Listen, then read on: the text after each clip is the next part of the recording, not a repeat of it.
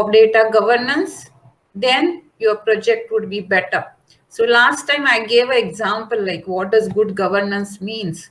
So I told them like we know about what's happening in Afghanistan. So does Afghanistan has a good governance? We know very little about it, but still, if somebody is sponsoring my trip to Afghanistan, I will say no, because I'm scared there. I'm not sure about how well governed that country is. However, if I'm going to go for Europe or America, I'm okay to go. Like I'll be happy to go there, because somewhere in my mind, I know that there is a good governance, and that governance is giving me safety and security and kind of confidence. I can go there and I can come back safely. So that's what data governance is going to do to your project also. If you are following, if your organization is following a good data governance practices, the customer or whoever is dealing with your organization, it gives a good impression. So it's kind of a brand building exercise. So it gives a good confidence that whatever your teams are doing to deliver is a good quality product. So that's what data governance gives it to you. So data is obviously like you're handling big data. So your data is coming with like high velocity or high speed. It has to be trusted and it has to be complied with the various security and regulation policies, including the including the local laws of the government. So if you're a data engineer, your responsibility is to gather, clean, process, prepare, optimize, manage, and govern the data. So if you're data scientist also, it's your responsibility to govern the data. If you're lead data scientist also, you have to ensure that your team is governing the data properly.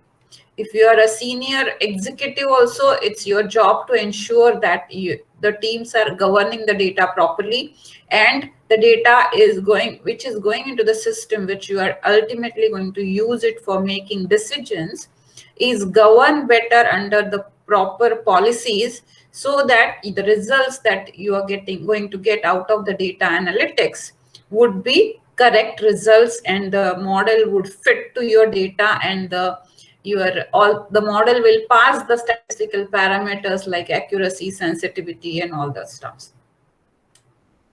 So here, what is data engineer's responsibility is to ensure right quality data is available at the right time and it's given to the right people. Okay, right people, right quality. You understand quality. All of us understand quality. It's right time. So yes, whenever I need the data, it's available. The data, because data here, time is very crucial. Like if it is a old data, may not be required right now. If it is future data, I may not be requiring right now. I want to know what is going to happen right time and what decision that I have to take at this time.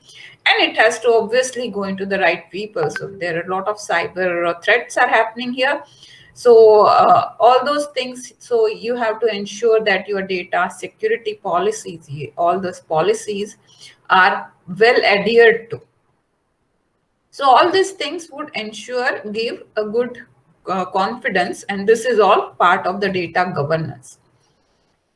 I don't think I think I will skip this slide because this I have done last time.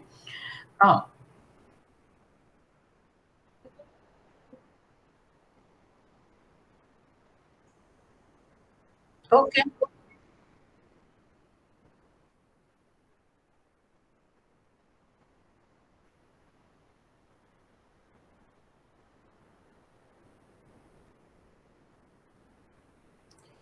Okay, so this is like a good exercise. So those who have not attended last session, please let me walk you through this activity, maybe in a couple of minutes. So those who have not attended, please start answering me the question like how much, if you have to write number 75, how much time will you take? Please start. Like I want to have a little bit interaction. What could be the time and effort if your project is to write the number 75? What would be the time and effort for this? Couple of seconds. Couple of seconds. Okay. So hardly anything. Maybe if you have to grab a pen and pencil and you have to write 75, provided you have learned 75. So if you are illiterate, then it would be a different story. Okay. So our use case here in the big data scenario is to write the number 75. Now, if you have to write this number 75, what would be the time and efforts?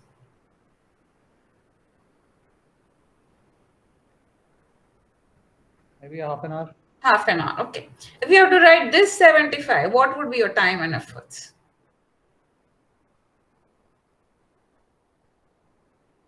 An hour or maybe more. Maybe half a day. Okay. So you have to find a baker and you have to get this thing and you have to get the cake at home. So maybe half a day and also like see how the price is increasing. Okay. So the same price is in how the price is increasing. If you have to write this 75 on the gold, what would be the time and effort required? Okay. And now last, if you have to write this 75,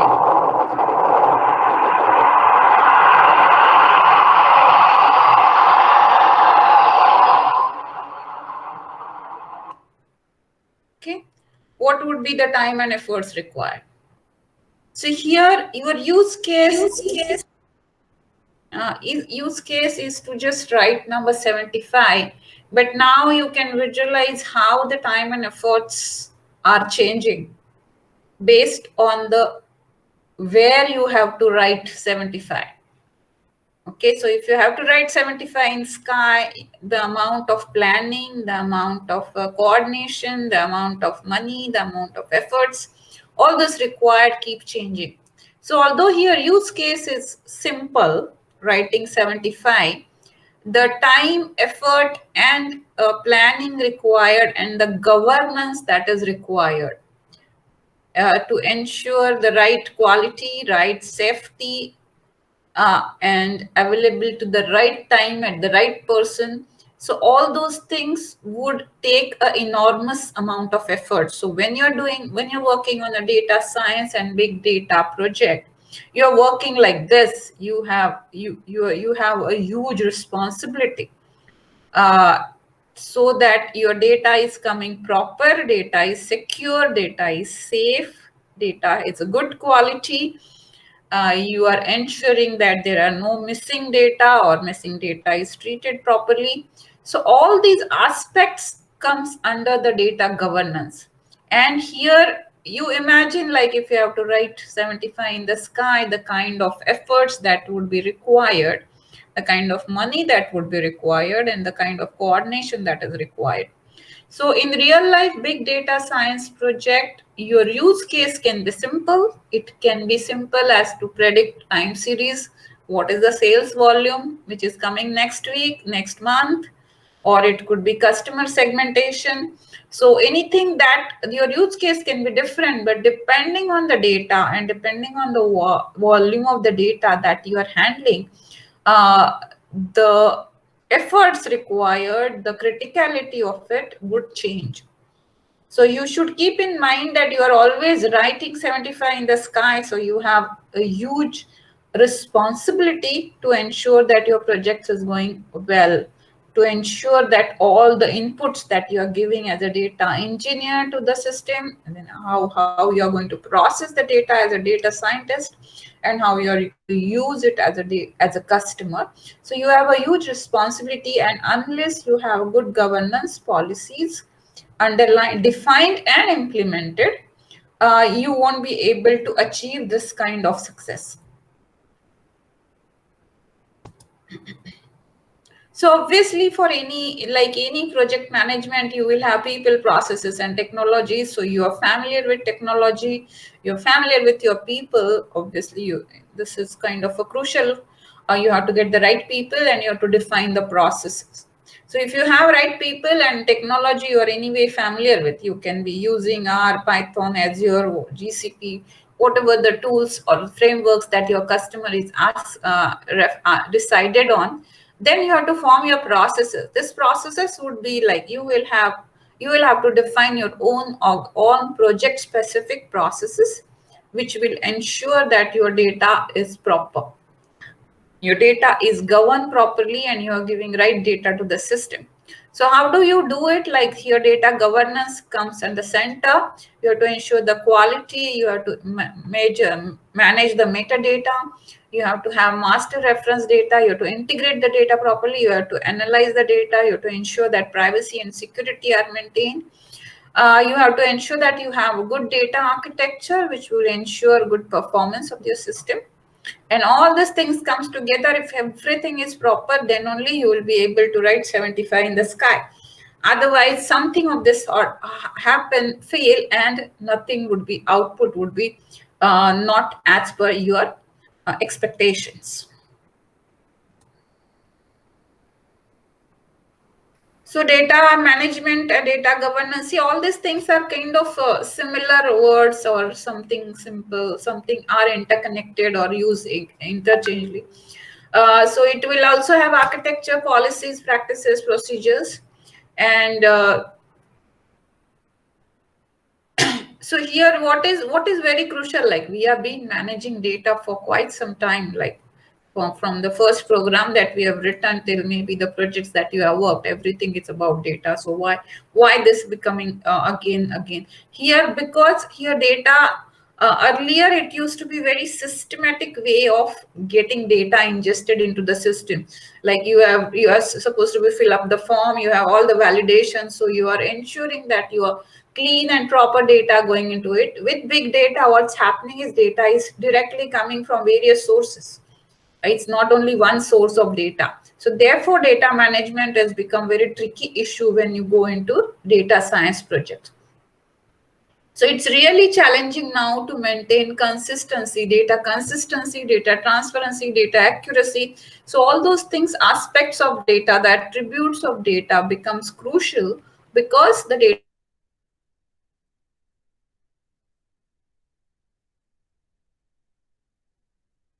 policies, you won't be able to manage the data, manage your project well.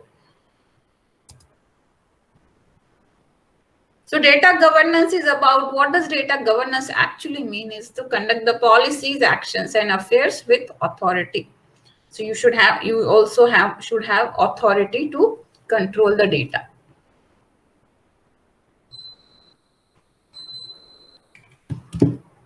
Data governance is a collection of processes, roles, policies, standards, and metrics that ensure effective and efficient use of the data.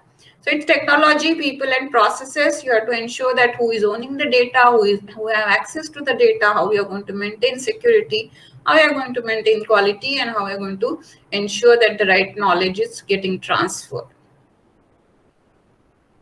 So data governance is not optional. When you start working on a real project, data governance is not optional. And I have myself burnt my fingers a lot of time, because there is something somewhere is missed in the assumptions, or somewhere something is assumed, and suddenly the model is failing, or the visualization is not properly coming, because some data had changed at some date. Everything was working fine, and suddenly one day I see some dips in your dashboards with real data, and then we really have issue, because somebody had changed something at some data source which is coming to my system. So that has to be catched in advance, uh, and should be fixed in advance, so that your customer is not impacted. So data governance is not optional. It is a must for any data science project when you're doing a real life project.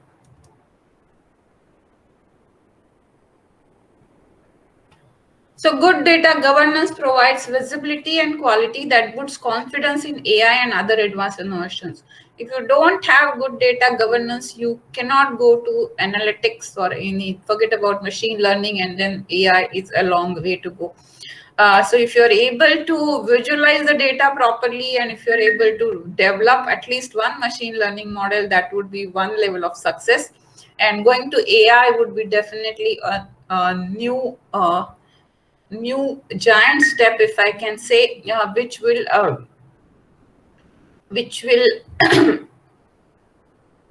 which largely depends on the how data. If you don't have good governance, forget about AI. Okay. So this I had covered in the last time. So let's move ahead. So if you say data science framework, you have to ensure that you have access. So you have to manage your access. So in the data science project, like it's not only your organization data, because if you're just using your organization data, you have a limited value that you can deliver. You have to look at external data sources. If you are just want to predict the sales volume, if you just do my own data and predict sales volume, it's not going to help. You have to see what is going to happen outside. What are the seasonal variations, what are the other party, what are your competitors data. So all those data sources has to come from outside, and that has a huge impact on the way your sales will be forecasted. So you have to have not only your organization data, which you're quite confident on, because which is your own organization data, and you can ensure the quality and all those things. But then you have ecosystem data, you have third party data, you have social media data, you have weather data, you have political instability data. So all those data has to come into your organization data, and you have to actually process all those things together so that you can do your projection or prediction properly. So in the all this is different kind of data that you have to meet with.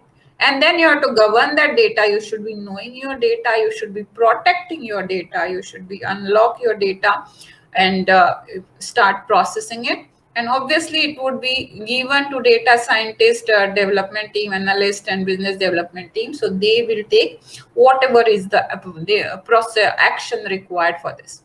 So data governance becomes kind of a foundation so that you can take a next action. So if you look at it, it's quite a common sense. If you look at it, data governance, we say what is it like?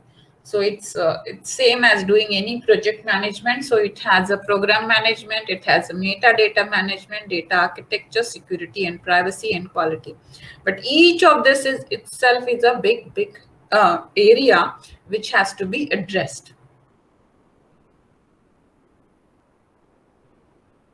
So there are three principles of data governance. You should have, like, data should be transparent. Somebody has to be accountable for the data, and data has to come a little bit on standardization, because there's so many types of data that big data promises to take into account.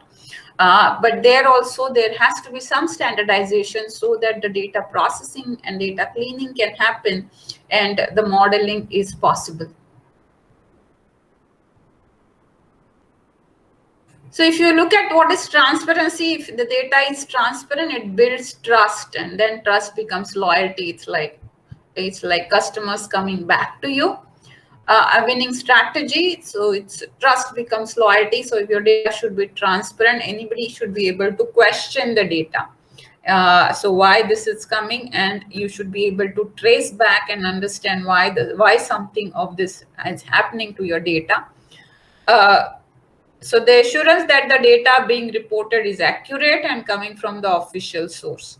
So that's what transparency means. So you should be able to answer, because here most of my team members like fumble, like they don't go to the official source of the data. They take the data and they suddenly jump into visualization and start making interpretation.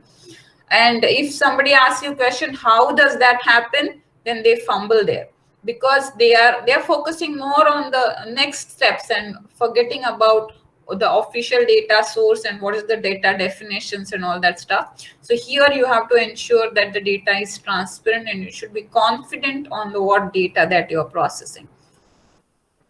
You should be accountable. If the data is coming wrong, you should be accountable.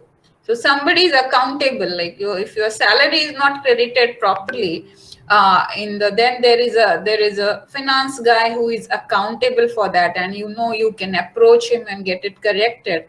So it's like similarly here, as a data engineer or data scientist, you are working in the project, you are accountable for the data. If the data is not coming correctly, you should be able to find out why the data is not coming correctly and raise question at the right time, and not after the customer has discovered the error.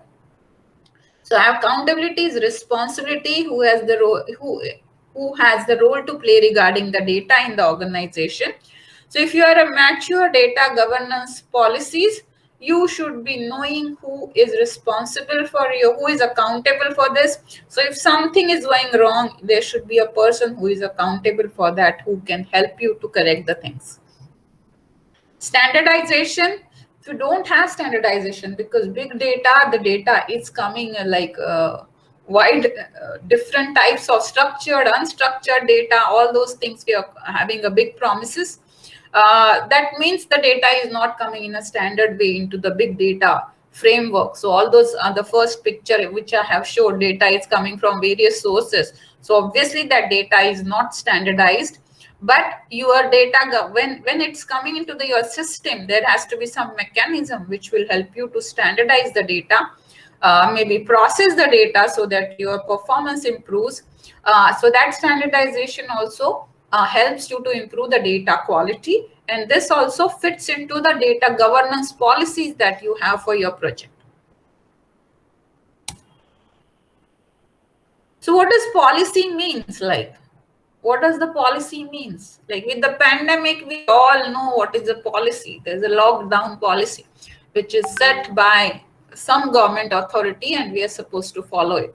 So that's what is the policy, and it's impacting. We have seen the impact on us of the policy, the implementation of the policy. So in the data governance also, depending on the size of your project, there has to be a data governance policy which will help you to ensure your data is of good quality, data is complied with your local government laws, it is properly secure, private, and clean quality data going to the system. So if you have to ensure all this thing, you have to have a policy. So policy, it's a set of guidelines that are enforced by governing body to achieve goals. So policy is mandatory for all us, for everybody in the project to follow it. Okay. Each organizations will have their own policies, because if you don't have policies, you will not be able to achieve your goal. So for data governance also, the policies are required. When you come to data quality, we have to ensure the data integrity of the data. So if data is not proper, if data integrity is not there, then obviously you will have issues. Like my address is something in one place, some other address at other place. So ensuring integrity of the data, so one person has the same address or something like that, or the same phone numbers. So there would be methods, tools to achieve data integrity, but you have to see what kind of data integrity is there in your project. If the data integrity is not there, nobody would trust your data. The degree of trust in the data directly reflects quality. Okay, intuitively we can say high quality data is obviously more valuable. Compliance, data is handled in a way that meets its all obligations. So for example, all this. So we have cyber laws, we have privacy laws, we have security laws, we have security audits. So all those things has to be adhered to. So there is typically a big checklist. So we have a big checklist for a security audit, and we have to ensure that everything is complied with. Otherwise, we fail in the security audit, and the project doesn't go ahead on. If I don't get security compliance for my project doesn't go ahead. It will not go live, however good it is. So your data governance policies, you have to ensure that you know what kind of security guidelines that your customer is expecting, and are you following it up. It has nothing to do what your project is. Like, I'm doing some project for time series project, time series prediction for my customer, but there the customer security audit has to be first complied with. For example, the customer is requiring me two-factor authentication, and if I don't provide that two-factor authentication, whatever good my model is, it doesn't, nobody is able to reach to that model, because here we are closing, we are closing the first gate only. The people cannot enter ahead. So such kind of policies which are totally different than your project has to be thought about it. Unless you think about it, your project won't fly, your project won't go live only. So all these issues that has to be discussed with the customer as per your contractual obligations, you have to comply with these policies, then only you will be able to move ahead. So data governance and data management, they are actually not the same, but they are quite interconnected. So in simple terms, data governance establishes policies and procedures, and data management implements that policies. So data governance is at a slightly higher level where you're defining the policies, and then in the data management, you execute those policies. So data lineage is one of the terms that any data engineer or data scientist is kind of looking at. How data is flowing into my system? What are the different data sources? What are the different gates that I have, so that I ensure data is clean? I have ensure data integrity is in place. I have to ensure that the missing data are treated properly. I have to ensure the data is coming at the right time.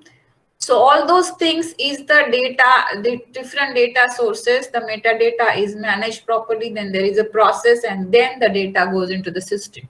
So there is a big pipeline from the data source to the process data. So the process data is the one which goes for your modeling and visualization. So there is a big line, data lineage, what is called it as, and it's your responsibility to have defined the policies for each line, because I cannot check if the currency data is coming into my system. I cannot check every time whether the data is coming properly or not. We should have tools and tools in process which will provide alerts if there are data is not coming correctly. So all these things has to be thought of, and then you have to make your system properly. So data lineage includes the data origin and what happens to it and where it moves at what time.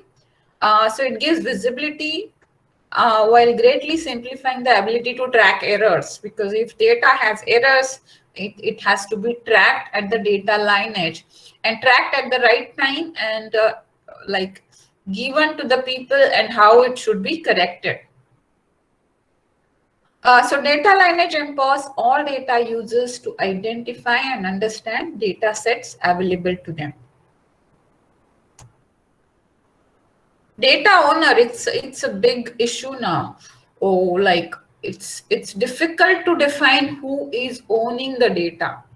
Like it's easy for us to, like, if you consider like money, it's easy, like who is owning the money. Typically, you know what is your bank account and you are the owner of the money. That means you can spend the money the way you want. If you are owner of any assets, you can sell the assets, you can modify the assets, and you can do whatever you want to do. But in case of data, in case of public data, in case of most of the data, there is no data owner which I can identify, because it can be used, data can be used by multiple people. Data can be changed, updated by multiple people.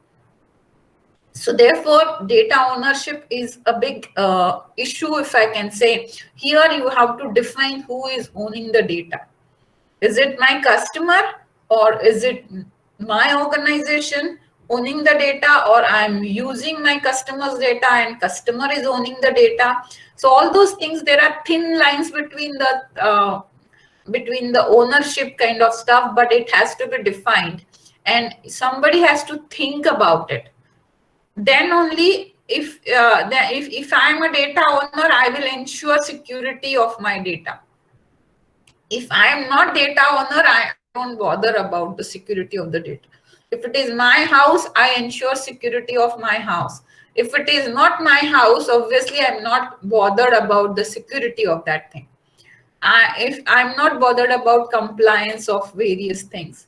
So it becomes a public data and it's become a joint ownership, then all these things becomes more and more complicated.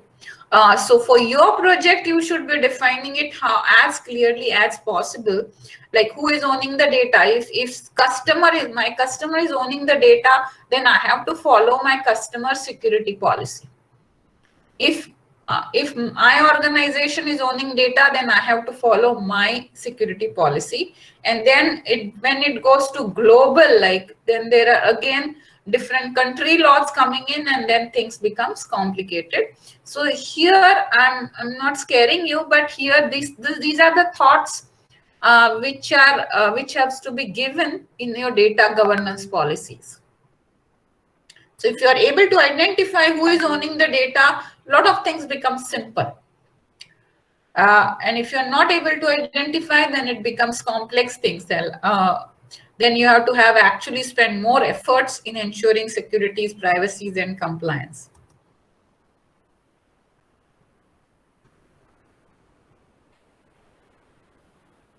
So a data catalog becomes a very important document, and we typically don't pay any attention to it because we are not bothered as engineers. We are more bothered about what model I am making, and I forget about the data catalogs.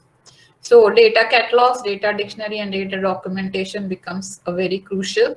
So there are tools which can do that, but at least to the minimal extent, you should be having your own data dictionary for your project as part of at least in an Excel sheet. So you know what is your data and what is your metadata. Otherwise, you will just keep forget and your projects cannot be managed. And if there is any change, you cannot execute the change as per the policy, as per your requirements.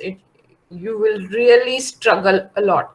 So data catalogs, so whichever project you are defining, either like if you're really having a huge project, then there is an Informatica, Talent, and those tools are available which will manage your data catalog. But at your stage, if you are working with a mid-sized project, at least you should be having your Excel sheets to manage the data catalog and the data dictionaries. In the next session, I'll be talking more about, I'll show you some of the data dictionary template that we have developed so that it give you idea at least at a smaller level how you can maintain.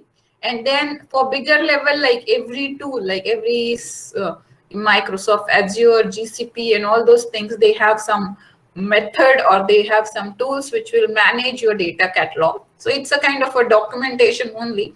But if you are working on a large data, the data dictionary becomes the most important, and how you define your data catalog. And your data governance policies should define how you are going to maintain your data catalog or data dictionary. So there has to be a standard way which your data governance policy should define how you are going to do it, and then your data management and your data governance implementation program will implement that policy. So I think we have 15 minutes more, so we will maybe focus more on the discussion, and I'll take some questions instead of me just talking about it, because it's data governance is something like if we discuss more, then we will be able to do a justice to it. So please go ahead if you have any questions.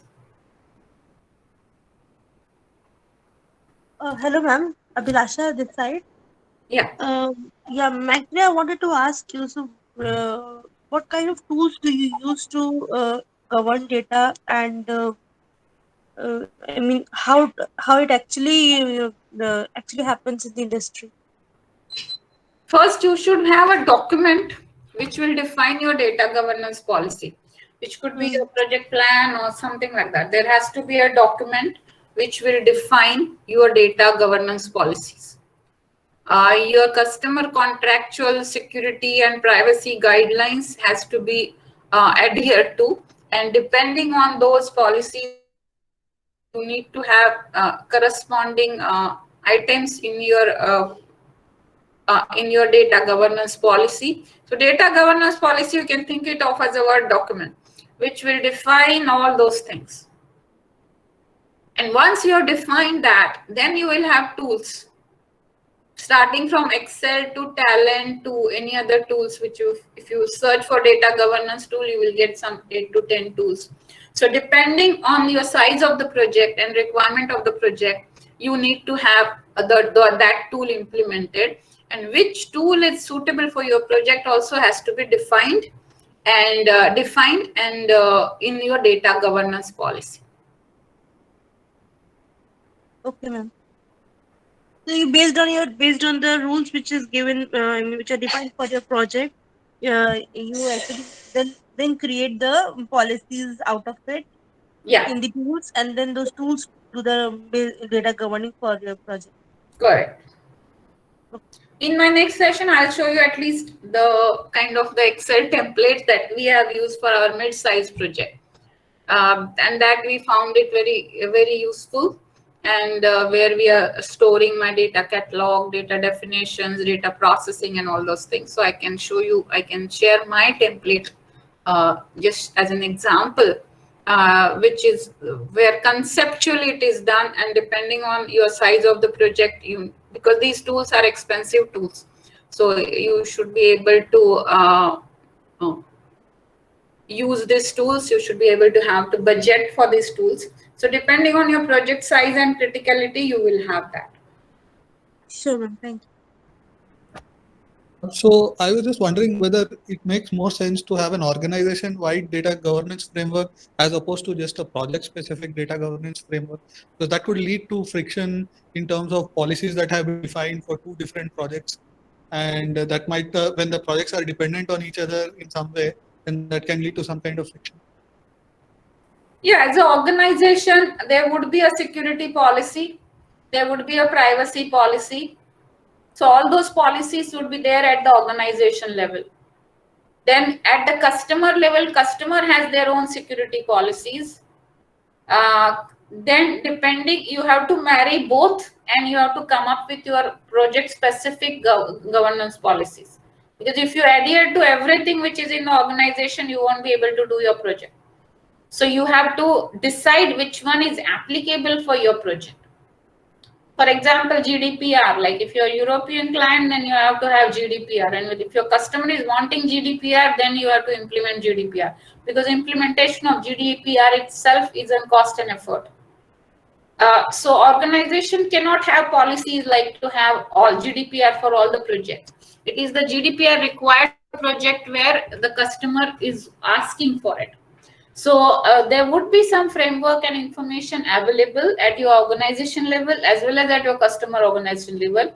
You have to choose, and you have to come up with your project specific organization policies, and you have to implement that in your project.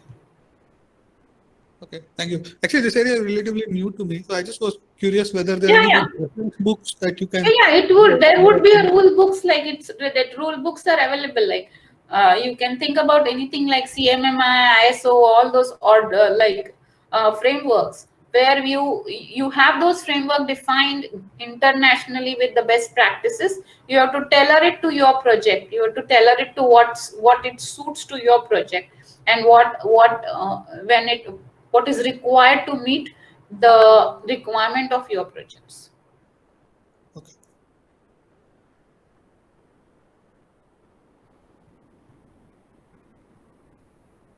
So maybe, Sucheta, it's a good idea that we can come up with a checklist at least, so that we can share it with the industries. What are the things that we should, the data governance thing, what are the things that we should actually consider as part of data governance?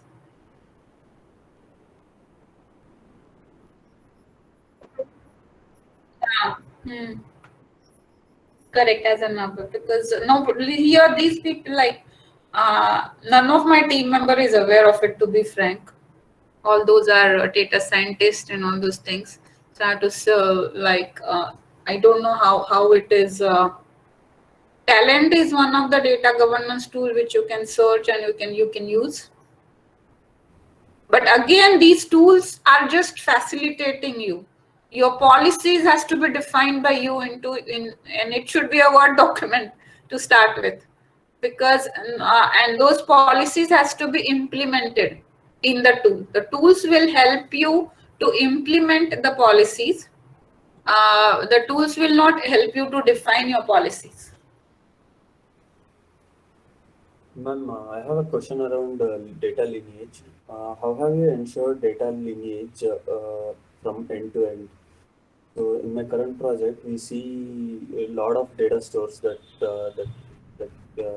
generate canonical data, and the traceability of data has become so hard that we are not sure whether it comes from source A or source B, and we are not able to kind of define whether it's coming in the week 1 or week 2 or things like that.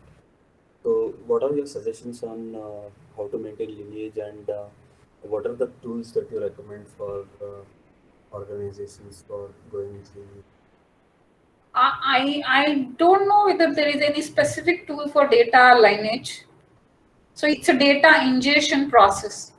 So you are getting data from various sources and you have your ETL or your R or whatever Python code, which will ensure that data integrity, and then it pushes the data to the next step. One way to ensure data lineage, which I have used in some of my projects, is I'm stamping the data. Okay, stamping means I know that if I'm taking the data in batch, so I know that this data has come to me on this date. At least the first thing is on this date from this person. So when the data is coming to my system, like from external tool, I'm stamping my data so that I know that this data is come on this date from this person to this system. So I am adding maybe one more column, or I am adding a metadata which tells me from where the data has come to me. So if I have some issues and if I have to establish the traceability, I will be able to find out, pinpoint where the issue is. So you can think about stamping the data. When it is coming from external system, it is coming to my data cloud, right? So in between, what is happening is you stamp the data, so you know what is the data source when the data has come.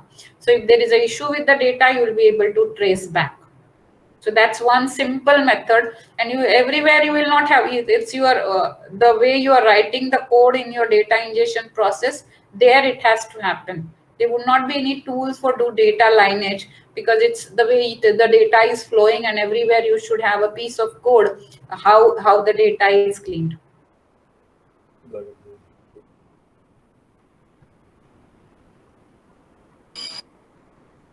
Hi Anjali, this is Prachi here. Mm-hmm. So, what is the benchmark ideally if I have to validate any data governance tool? So, are there any criteria or a benchmark which we can say that these are the best data governance tool, or these are the criteria which is needed for um, data governance tools? I don't know actually. The best benchmark is your customer is happy and your models are used and people are able to take action based on whatever visualizations that you are providing. So that's what the value that you are adding.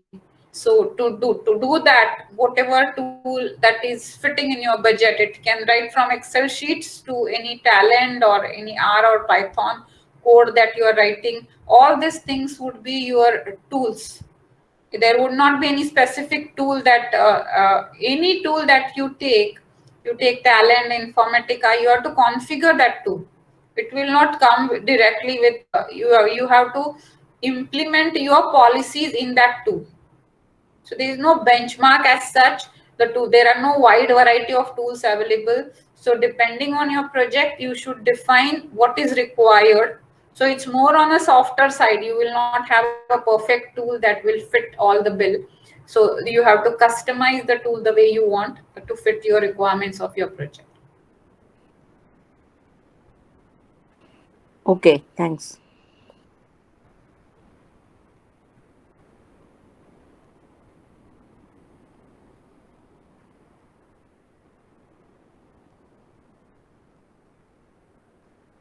Okay, then we are like closing at the end of the hour. So in the next session, I'll talk more about data documentation and show how I am doing data documentation in my project, which can be helpful. And maybe we'll talk on some of the tools that are available. But just remember that any tools that you have for data governance, you have to configure that tool. You have to kind of massage the tool, because the tool will not work exactly the way you want for your project. So the tool could be an ETL, the tool could be R or Python that you are using, and or the tool could be Excel sheets, but ensure that you have data governance policy document available, and which is communicated to all your entire team, and it's agreed and approved by your customer. So if you have that thing, then whatever the things that are there, you can implement in any of the tool that you have for your disposal, because you cannot demand any tool here, because the tools could be costly and customer may not be able to pay for the tool. If you are if you are asking for shareware or open source tools, the customer security policy may not allow you to use those tools. So you have to write your own tools. So the tool means you have to implement your policies, and a code that you have to write to implement your policy. That's your data governance tool. So think principally in fundamental, this is what data governance tool is.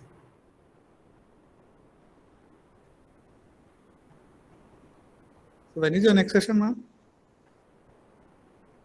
When is our next session? I think it's November. You will get November 13, I suppose. After 13th of November. Yeah.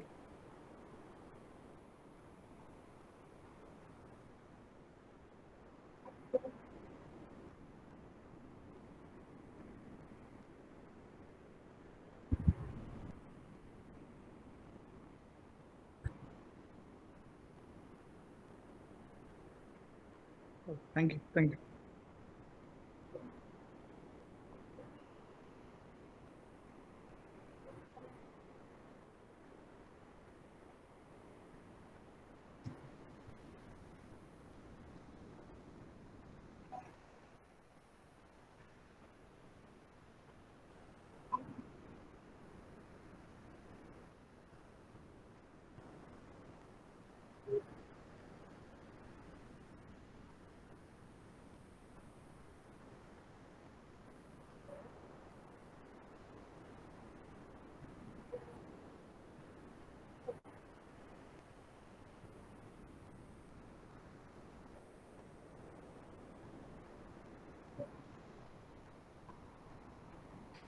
Yeah, happy Diwali to all of you.